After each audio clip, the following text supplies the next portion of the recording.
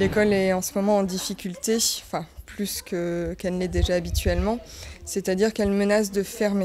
C'est une école qui est une école associative, qui n'est pas reconnue par l'Éducation nationale, qui n'est pas aidée du tout par l'État, que ce soit financièrement ou logistiquement. Nous devons vraiment tout faire par nous-mêmes, y compris la location des lieux.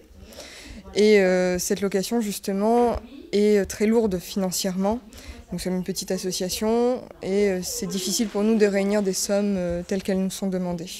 Nous proposons aux familles qui ont une prise en charge libérale de venir amener leur enfant le matin, par exemple, ou l'après-midi, en fonction des aides qu'elles ont de la part de la MDPH.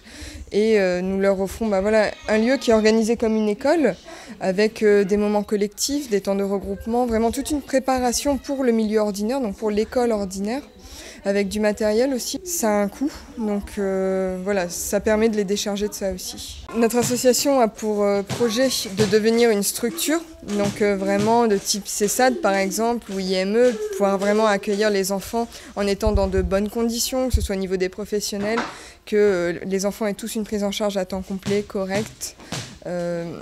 Mais ce sont des démarches qui prennent beaucoup de temps, qui sont vraiment difficiles aussi à mettre en œuvre. Et en attendant, on a créé cette école pour quand même répondre aux besoins des parents un petit peu dans l'urgence, quoi.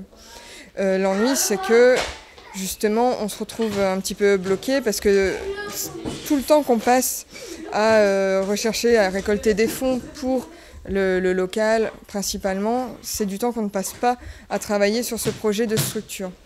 En plus, par rapport à ce projet de structure, on a interpellé quand même pas mal de politiques, que ce soit des ministres, des députés, l'Élysée.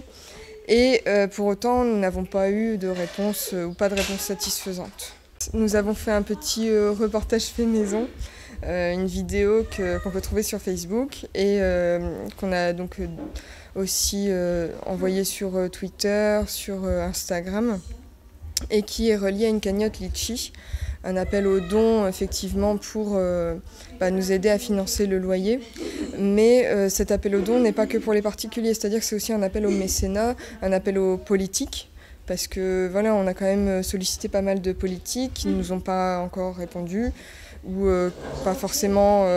qui n'ont pas forcément répondu à nos attentes. Donc là, clairement, ce qu'on fait, c'est le travail de l'État, donc on s'attend à être aidé de la part de l'État.